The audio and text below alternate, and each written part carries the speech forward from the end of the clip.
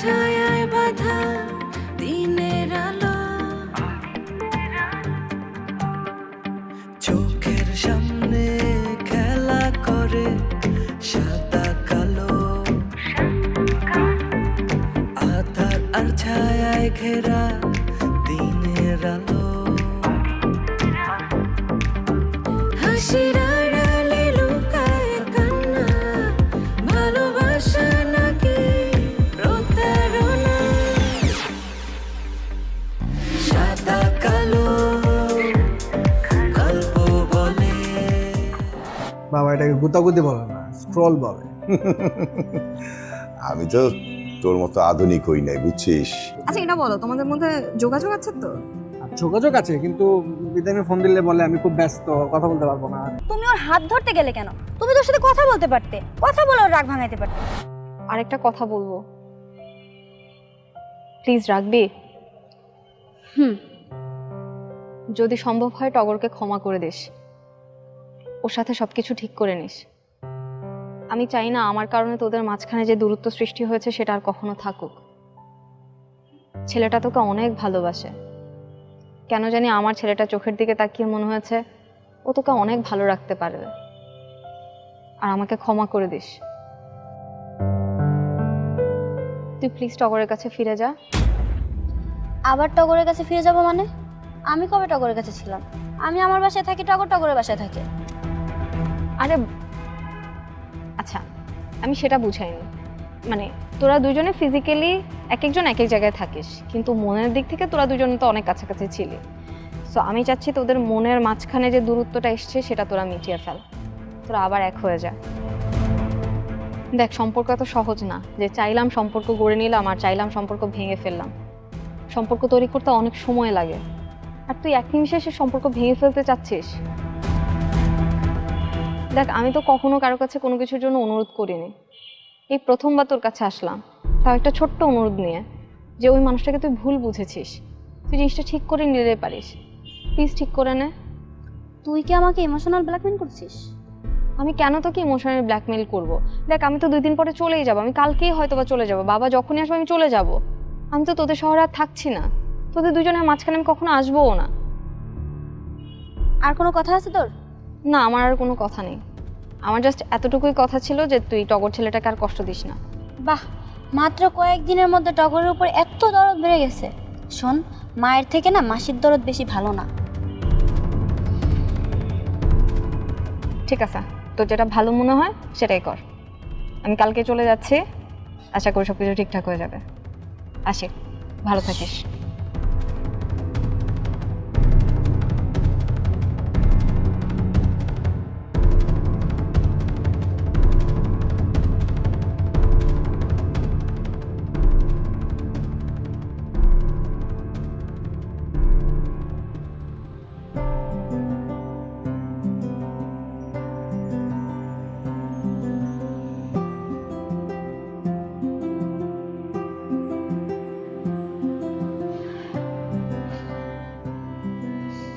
বস। বাবা, তোমাকে একটা কথা বলার ছিল। বল। বাবা, আমি বিয়ে করতে চাচ্ছি। বিয়ে করতে চাচ্ছিস মানে? আমি তোর বাবা, আমাকে না জানিয়ে নিজে নিজে সিদ্ধান্ত নিয়ে এসে আমাকে বলছিস বিয়ে করতে চাচ্ছিস? What a joke! ছেলেটাকে জানতে পারি, কাকে বিয়ে করতে যাচ্ছিস? বাবা, আমি যাকেই বিয়ে করি না কেন, তুমি আমার উপর এতটুকু ভরসা রাখো, আমি তোমার মান সম্মান নষ্ট করবো না। তোর কথা শুনে মনে হচ্ছে আমার মান সম্মান তুই আগেই ধুলো মিশিয়ে দিয়েছিস। আর কি নষ্ট করবি? একটা সুন্দর ডিসিশন নিয়েছি, তোমাকে জানালাম, শুভ কাজে যাব, সেই মুহূর্তে তুমি আমাকে কি কি কথা শোনাচ্ছ বাবা? ছেলেটার পরিচয় কি আমি জানতে পারি? ছেলেটা কে বলবি? ছেলেটির নাম রিশান। রিশানের বাবা নেই, ওর মাকে নিয়ে আমাদের পাশের গলিতেই থাকে। আমার ওকে ভীষণ ভালো লাগে। রিশান রিশান রিশান, কোন রিশান? ছেলেটা কে বল না। বাবা তুমি চিনবে না ওকে। আচ্ছা থাক, আমি চিনতেও চাই না। রিশান ফিশানকে বিয়ে করে যদি ঘরে আনিস, তাহলে সেদিন আমি ভুলে যাব তুই আমার মেয়ে না। বাবা তুমি তোমার মেয়েকে এভাবে হার্ড করে কথা বলতে পারো না। তুমি এত বড় একজন শিল্পপতি, তোমার মনটাও এরকম বড় হওয়া উচিত। কিন্তু তুমি কি হলো, থামলি কেন? শেষ কর। আচ্ছা তোকে কে বলেছে একজন ইন্ডাস্ট্রিয়ালিস্টের মন ইন্ডাস্ট্রির মতো বড় হতে হবে? বলেছে কে তোকে এটা? জানি না কে বলেছে, মনে নাই নামটা, মনে পড়লে বলবো। আমার কেন জানি মনে হচ্ছে তুই বিয়েটা করে ফেলেছিস। Am I right? No, you are wrong. বিয়েটা আমি করে ফেলিনি, বিয়েটা আমি করব, তোমার কাছ থেকে সম্মতি নিতে এসেছি। এত সাহস হয়ে গেছে তোর? তুই তোর বাবার সামনে এসে নিজের বিয়ের কথা বলছিস? তুই তোর সাহস দেখে অবাক হচ্ছে। স্পর্ধার কি আছে বাবা? তুমিও যখন আমার মাকে বিয়ে করেছিলে, আমার মাকে নিয়ে কিন্তু তুমি তোমার বাবার সামনে গিয়েছিলে, তখন কিন্তু তোমার বাবা মেনে নিয়েছিল। আমি তোমার একমাত্র মেয়ে, আমি তো তোমার মতো এই কাজটা করতেছি না। আমি তো তোমাকে উল্টো আরো সম্মান দেখিয়ে তোমাকে আমি বিয়ের আগে জানাচ্ছি যে আমি বিয়ে করতে চাচ্ছি। বাবা তুমি আমাকে কোথায় সম্মতি দিবে, আমাকে দোয়া করবে, তা না তুমি বিয়ে দিবে না কেন? শোন, আমার সময় আর তোমার সময় এক না, আর আমার সাথে নিজের তুলনা করতে এসো না। ওকে বাবা, আই এগ্রি উইথ ইউ। তোমার সময় যেমন আমার নেই, আর আমার সময়টাও কিন্তু তোমার ছিল না। সো আমরা এই ডিসকাশনে না গিয়ে তুমি প্লিজ আমার বিয়েতে অনুমতি দাও। খুব বেশি কথা বলে ফেলছিস তুই। একটা কথা কান খুলে শুনে রাখ, আমি যেটা বলেছি সেটাই হবে, এর বাইরে কোনো কথা হবে না। যদি তুই আমার অমতের ছেলেকে বিয়ে করতে চাস, বিয়ে করতে পারিস, তবে মনে রাখিস এ বাড়িতে তার স্থান হবে না। কারণ কোনো রাস্তার ছেলের হাতে আমার ইন্ডাস্ট্রি, আমার ব্যবসা তুলে দিতে পারবো না আমি। ওয়েট, মানে তোমার কি মনে হচ্ছে না তুমি এখন একটু বেশি বেশি বলে ফেলছো? আর কেন তুমি তাকে তোমার ইন্ডাস্ট্রি, তোমার ব্যবসা বাণিজ্য সবকিছু দিবে? আর ওয়েট এ মিনিট, তুমি কাকে রাস্তার ছেলে বলছো? তুমি রিশানকে চিনো, ওর সম্পর্কে জানো কিছু? তুমি দেখেছো কোনোদিন রিশানকে? আমি যেটা বলেছি সেটাই ফাইনাল, এর বাইরে কোনো কথা হবে না। কথাটা মনে রেখো, এটা তোমার উপর নির্ভর করছে। আর যদি আমার কথার বাইরে বিয়ে করো, তাহলে তুমিও ভুলে যেও না তুমি আকরাম চৌধুরীর একমাত্র মেয়ে। এক্স্যাক্টলি, আমিও যেমন ভুলে যাইনি আমি আকরাম চৌধুরীর মেয়ে, তুমিও ভুলে যেও না তুমি সানিতা চৌধুরীর বাবা। ঠিক আছে, তোমারই মেয়ে আমি। তুমি আমার বিয়েতে মত দিবে না মানে? অফকোর্স তোমার মতেই আমার বিয়ে হবে, এবং এই রিশানের সাথেই বিয়ে হবে, এবং তুমি আমাকে হাসি মুখে এই বাড়ি থেকে বিদায় করবে। মনে রেখো, আমি আকরাম চৌধুরীর মেয়ে।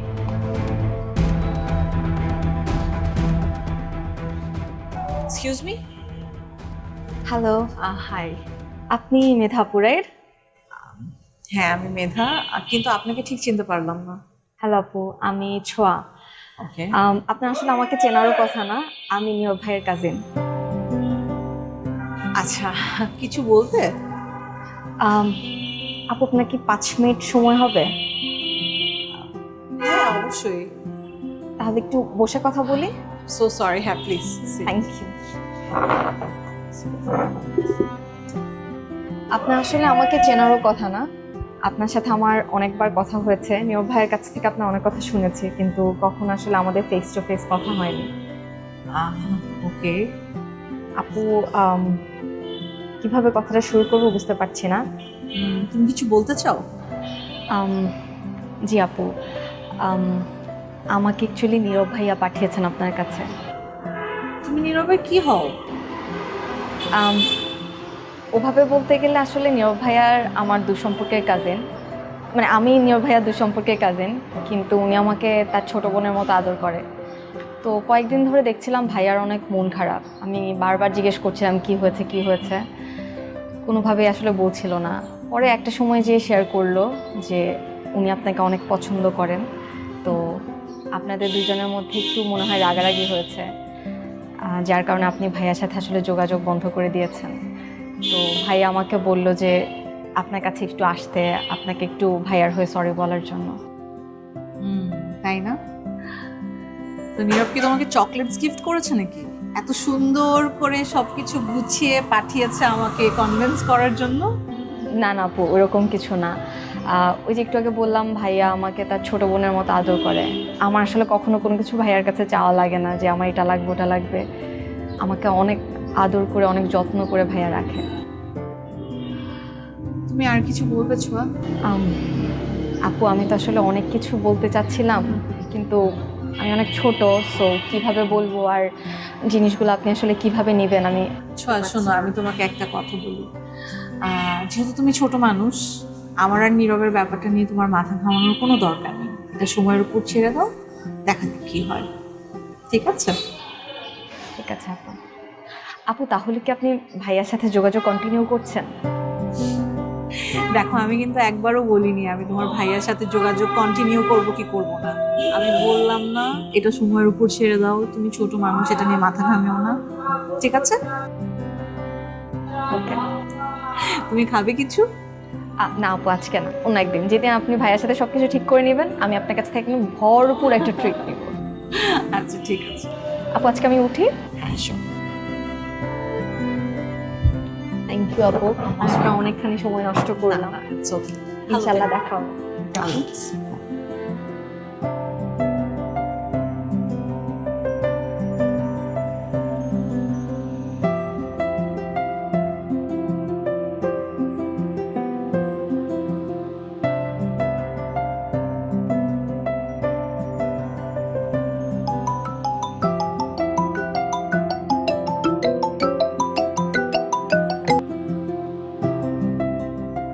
তুমি কি শুরু করেছো নীরব? সিরিয়াসলি, মানে এখন কিন্তু আমি সত্যি সত্যি মানে ইরিটেট হচ্ছি। মেধা, তোমার সাথে আমার 2 সপ্তাহ যাবত ঠিকঠাক ভাবে কথাই হয় না। আমি আবার কি করলাম? তোমাকে কিভাবে জানলাম?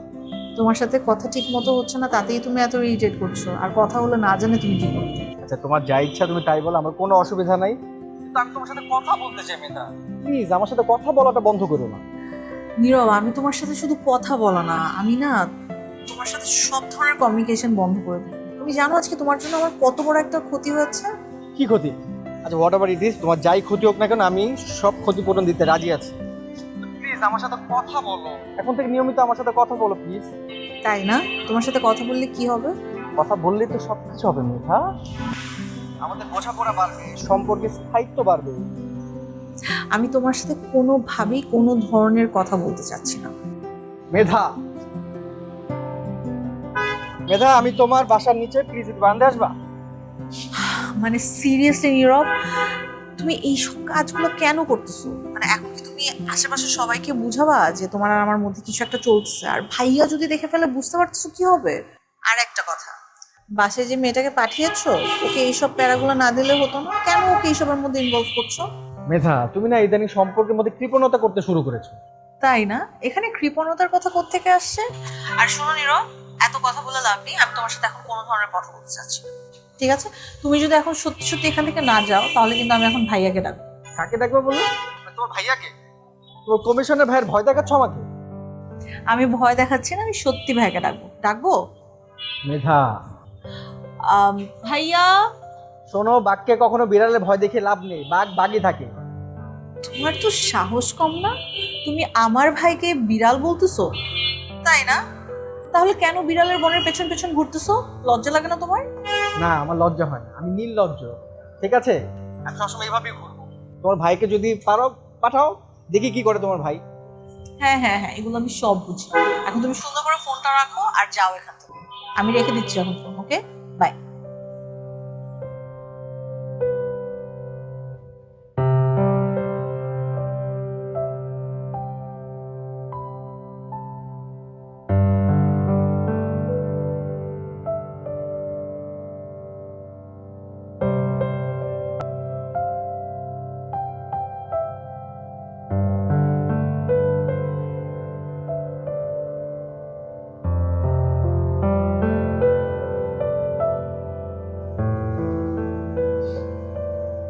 কি ব্যাপার? ছোঁয়া কি আসলে দেশে চলে গেল? ও আর কখন আসবে না এই শহরে?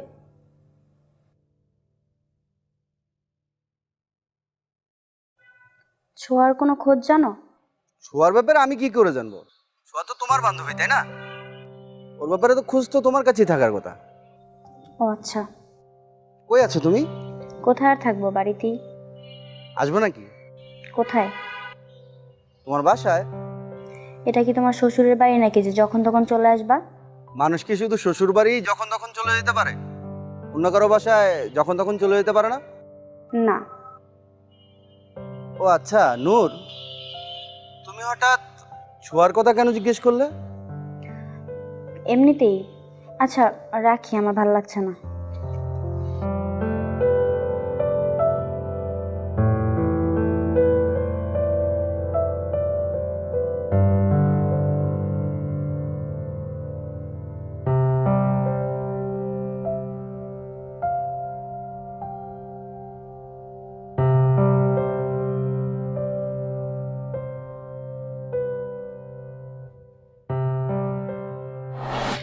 আচ্ছা, টগরকে তোর কেমন লাগে? কিরে হাসছিস কেন, বল কেমন লাগে? কেমন লাগবে আবার? আর 10টা ছেলেকে দেখতে যেমন লাগে তেমনই ছেলেদের মতো লাগে। টগর ছেলে মানুষ, তাকে দেখতে ছেলেদের মতোই লাগবে, মেয়েদের মতো তো লাগবে না। তুই তো আমাকে এভাবেই প্রশ্নটা করলি, টগরকে তোর কেমন লাগে? না, আমি প্রশ্নটা এটা করিনি, আমি প্রশ্ন করেছি যে টগরকে তোর প্রিয় মানুষ হিসেবে কেমন লাগে। প্রিয় মানুষ? আচ্ছা, তোর কি সব মানুষকেই প্রিয় মানুষ মনে হয়? শোন, প্রিয় মানুষ হতে গেলে না যোগ্যতা লাগে।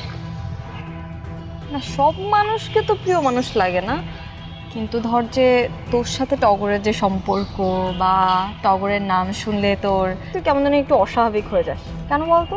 শোন, আমি সব সময় স্বাভাবিকভাবে কথা বলি, তুই টগরের কথাটা স্বাভাবিকভাবে নিস না বা নেওয়ার চেষ্টা করিস না। আমি কেন স্বাভাবিকভাবে নিতে পারবো না? টগরের সাথে কথা হয় তোর, আমার কি এখানে? আচ্ছা, আমার সাথে কথা হয় তোকে কে বললো? না, কেউ বলেনি, কিন্তু এই যে সারাক্ষণ কল ওয়েটিংয়ে থাকা, রাত 4টা-5টা পর্যন্ত তোমাকে টেক্সট করলে রিপ্লাই পাওয়া যায় না, কল করলে কল ধরো না, এগুলো থেকেই তো বোঝা যায়। আমি একটা জিনিস খেয়াল করছি, তুই না অনেকক্ষণ ধরে আমাকে আঘাত দিয়ে দিয়ে কথা বলিস। আশ্চর্য, আমি আঘাত করে কেন কথা বলবো? আমি জাস্ট একটা স্বাভাবিক জিনিস বললাম যে তুমি টগর। ওই যে আসছে আপনার রাজকুমার। এই যে নূর, তোমরা হ্যাঁ, তুমি কোথায় যাচ্ছ? কোথাও যাচ্ছি না। আচ্ছা, সেই কখন থেকে আমি তোমাকে কল দিচ্ছি, মেসেজের পর মেসেজ দিচ্ছি, না কল রিসিভ করছো না মেসেজে রিপ্লাই দিচ্ছ। আরে সরি, আসলে কখন যে ফোনটা সাইলেন্ট হয়ে গেছে আমি বুঝতে পারিনি, সরি। It's okay. এই, তুই হাসছিস কেন? তুই কি জানিস তোর এই হাসি এই মুহূর্তে ডাইনির মতো লাগছে? আমার হাসি ডাইনির মতো? হ্যাঁ। তোর হাসি কার মতো জানিস? কাল নাগিনীদের মতো। কি? তোর এত বড় সাহস? থামো থামো, তোমরা কি শুরু করলা? এই রাস্তার মাঝখানে ঝগড়াঝাটি শুরু করে দিছে। আর তাছাড়া এই বয়সে এসে কি কোনো ঝগড়াঝাটি করতে হয় নাকি তোমাদের? ছোঁয়া, কি খবর তোমার?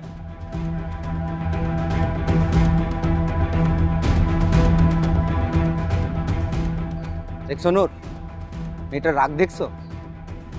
থাকুক রাগ করে, দেখি কতক্ষণ রাগ করে থাকতে পারে। ঠিক আছে, থাকো তাহলে তোমরা। আহা ছোঁয়া, কোথায় যাচ্ছ তুমি? দাঁড়াও না। আমি আসলে এখানে থাকতে চাচ্ছি না, প্লিজ। এই, তুমি ওর হাত ধরলা কেন? ও রাগ করে চলাচ্ছিল তাই। রাগ করে চলে যাচ্ছিল? আচ্ছা, তার মানে ওকে তোমার ভালো লাগে, এই তো?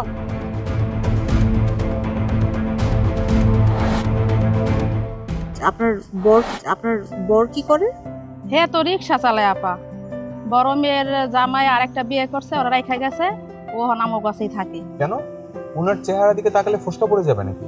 কোনো প্রবলেম আছে আপনার? না না, আমার অসুবিধা থাকবে কেন? By the way, I am Zara. হাসির আড়ালে